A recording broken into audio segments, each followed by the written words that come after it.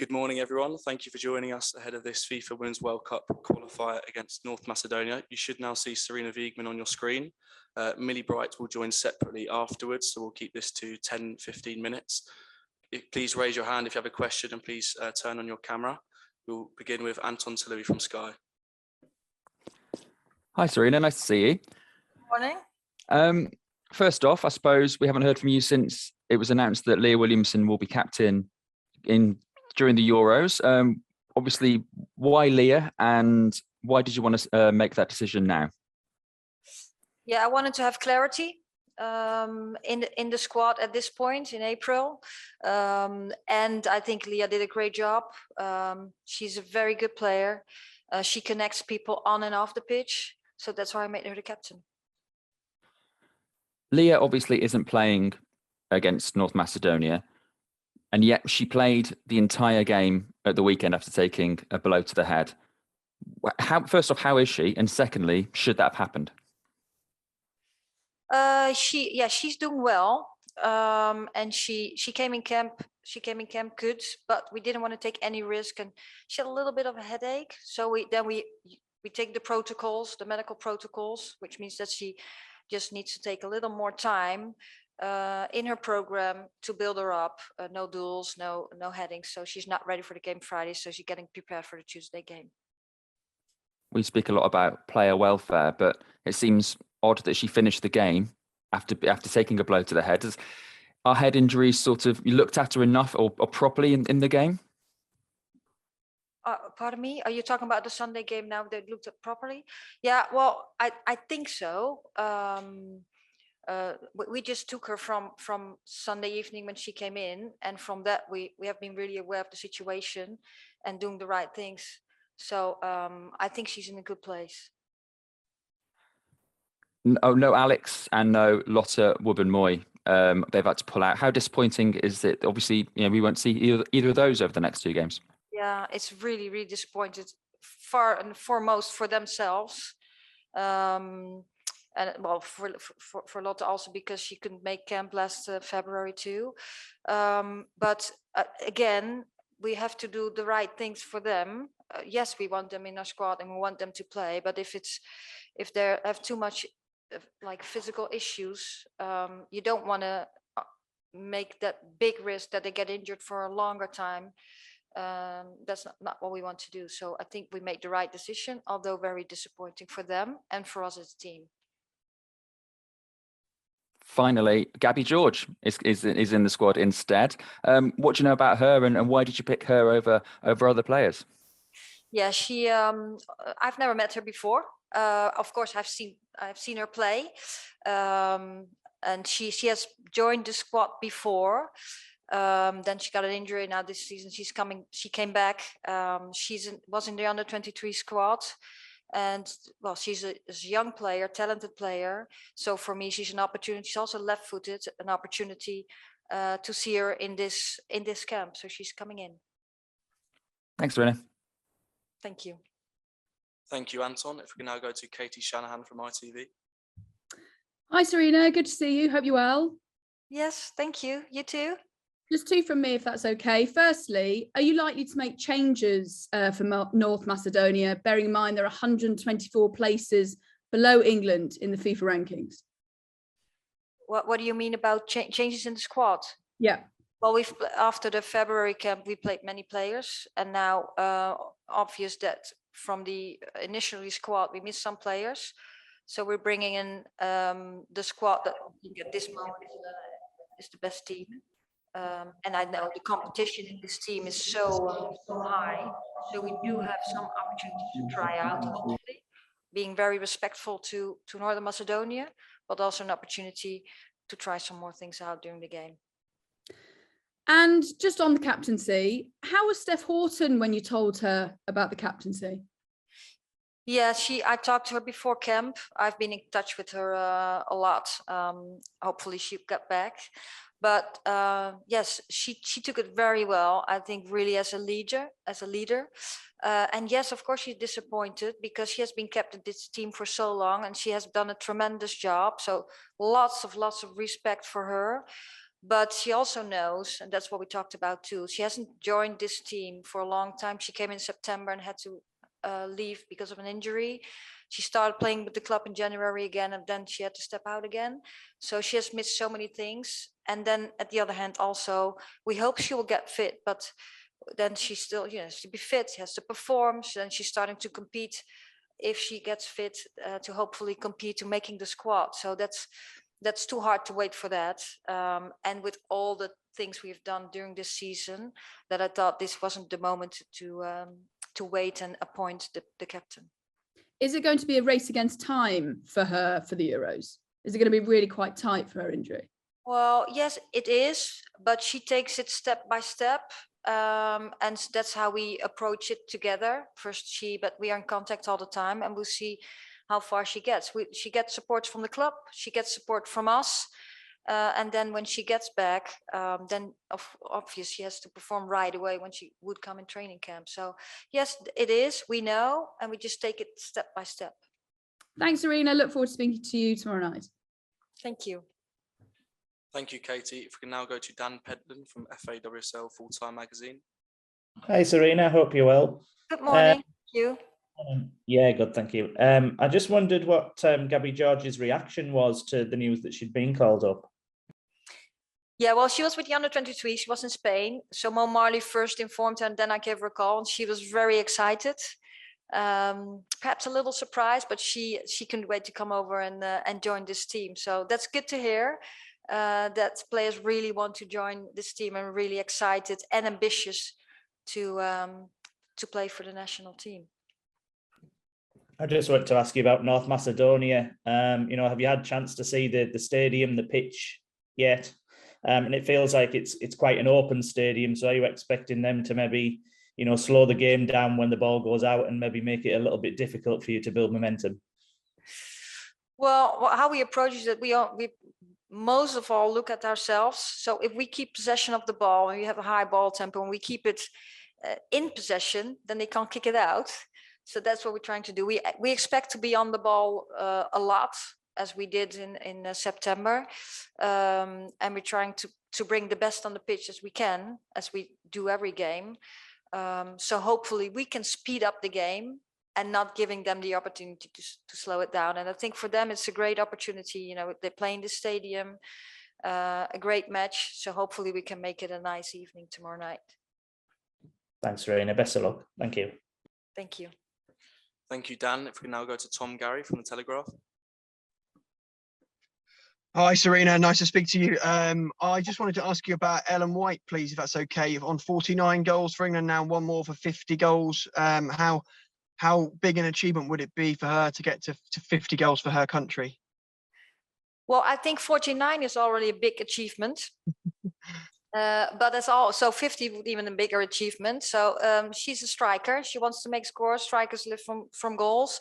But again, as I told when she got this record before, it starts with how we play as a team, and we want to score lots of goals. And at the end, it doesn't really matter who scores the goals, but we want to score goals. And if she does score the 50th, I'm really happy for her, and we are really happy for her. But most of our very happy for the team, because we want to create lots of chances. We want to score lots of goals. And the more people that score a goal, the more unpredictable we become. So that's actually what we're working on. And just also on that, are you seeing from Ellen now a role where she's kind of almost mentoring and helping the younger players in the squad? Is that coming through as she's one of the more experienced players in the camp? Yeah, what I've noticed in this team, there's so many personalities, and we have lots of players that have lots of experience, and they all trying to help the other ones. So at one hand, we're really competing with each other, and in this team is very competitive because I think the level's really high. And for me and my technical staff, it's really hard to make decisions, and that's what we want, because we know if we bring players on the pitch, the starting lineup, we know when we change, we can even make a difference. And that's what we want.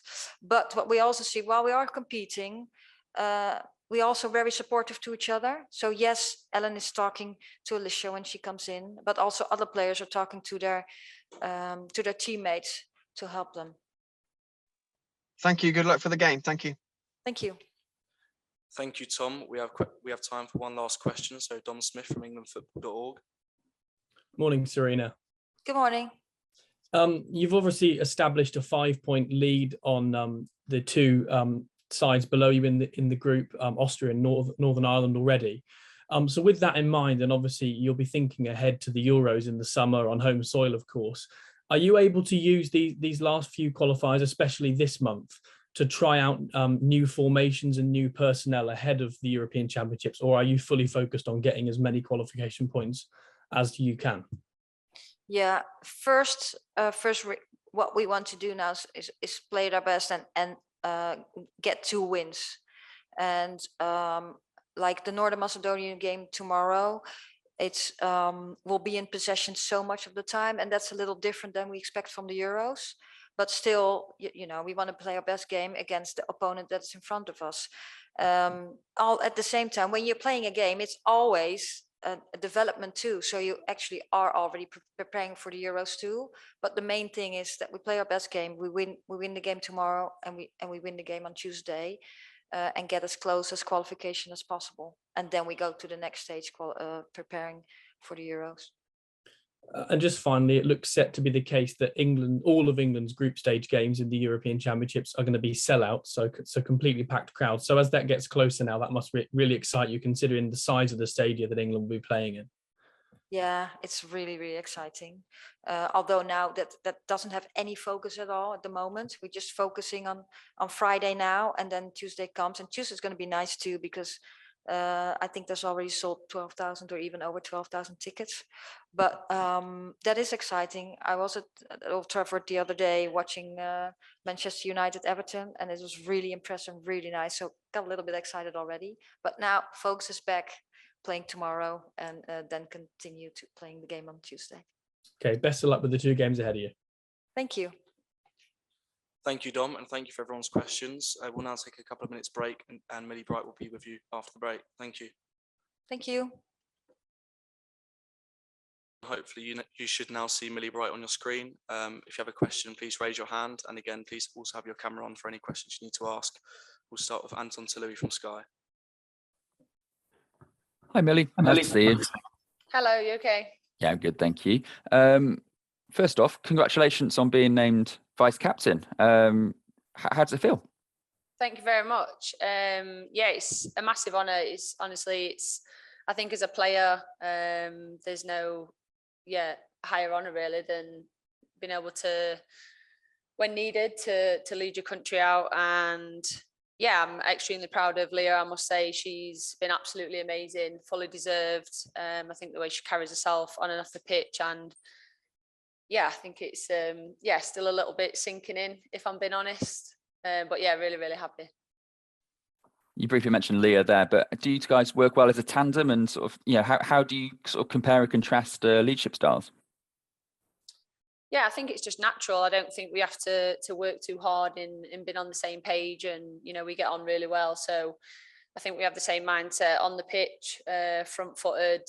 I think I might be a little bit louder than Leah. So yeah, I think we work off each other really well, but really looking forward to building that relationship on and off the pitch, and yeah, hopefully bringing success. We just heard from Sarina talking about she wants goals from all over the pitch. And that's certainly what you provided recently. How have you found sort of your new role as goal scorer and Golden Boot winner? Yeah, I think that's still sinking in from last camp, but it's something that I've really wanted to add to my game. I feel like I do have a lot of presence, and I've just really been lacking in providing goals for the team. But yeah, for me, in any way, shape or form that I can help the team be successful and win, I will do. But yeah, still striving to get on the score sheet and put other people in good positions to score goals as well. How surreal was that moment though, when you were there with a Golden Boot, with Alexia Putellas, and do you still have the trophy? Yes, I do. I did ask her if she wanted to take it, and she politely said that I could keep it, being a defender. So yeah, a lot of respect for her, and thank you for letting me keep the trophy. But yeah, it was very surreal. But I think, again, it just shows when you keep at something and you keep pushing that you can be successful. So yeah, it's given me a taste of what I want to go on and continue to do. Not sure if I'll be up there again, but yeah, you never know. Thanks, Millie, and congratulations again. Thank you. Thank you, Anton. If we can now go to Katie Shanahan from ITV. Hi, Millie. How you doing? Hello, I'm good, thank you. How are you? I'm very well, thank you. Last time we were speaking, you had the Golden Boot trophy in your hand, so good to see you since then. I'm just interested to see how you and the players are going to change your mindset from winning the Arnold Clark Cup to now, with respect, playing against North Macedonia, who you've previously beaten 8-0. For us, our mindset remains the same. We want to go out there and have high standards. We want to win the game, but first and foremost, we want a good performance to show our qualities. And yeah, I think it's when you've come off a high, we have to be prepared to go out and play again. You know, we can't just stay in that high moment. You have to come back down and get back to the hard work. So for us, it's about going out there tomorrow and like I said, doing all the right things and getting the job done. And the game against North Macedonia last time was actually your first under Sarina. So how much have the team progressed since then? Massively. I hope everyone can see that back home as well, how much the team's developing. And, you know, I think it's, I think you can see that we certainly feel that in and around the games and trainings. We see the quality of people, you know, really coming out of their shells and playing at their best, which is what we want to see. We want to put everyone in a position, to be on the top stage and to play the highest performances. So for us, we're seeing that. We just have to keep pushing the levels. But yeah, there's been a massive improvement. I think we're harder to beat, and we're now certainly being ruthless down the other end as well. Thanks, Millie. Best of luck tomorrow night. Yeah. Thank you, Katie. We now have time for 2 more questions. So if we can go to Tom Gary from the Telegraph, please. Hi, Millie. Thanks for your time. We're just chatting about your goals there. I wondered if I could ask you about another goal scorer, Ellen White, who's only needs 1 more goal for 50 goals for England, and he's only 4 behind Wayne Rooney's 53. I'm just wondering if you could talk to us about the contribution she's been making to this team and how special that would be to get to 50 goals for England. Yeah, Ellen is a goal machine. I think everybody knows that. I think it would be a huge achievement, but I'd be lying if I said that's been the conversation. Ellen is very much 2 feet on the ground, and she will do absolutely anything to help the team win. So yeah, it's not really been a conversation, but I'm sure it will be when she eventually achieves it. Thanks, Millie. Good luck for the game. Thank you. Thanks, Tom. And then if we can end with Dan Pentland from FAWSL Full-Time Magazine. Hi, Millie. Hope you're well. I'm good, thank you. Obviously, North Macedonia was the first game for Sarina Wiegman. Other than goals, what else has she kind of done to help you improve your game?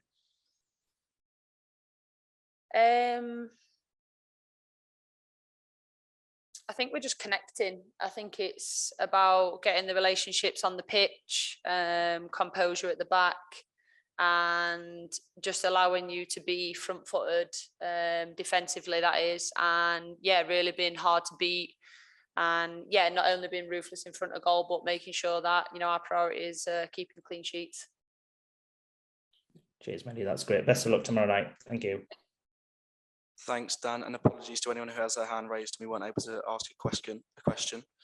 We now have open training for the first 15 minutes, so Millie will head out to that. Thank you, everyone, and hope to see you tomorrow.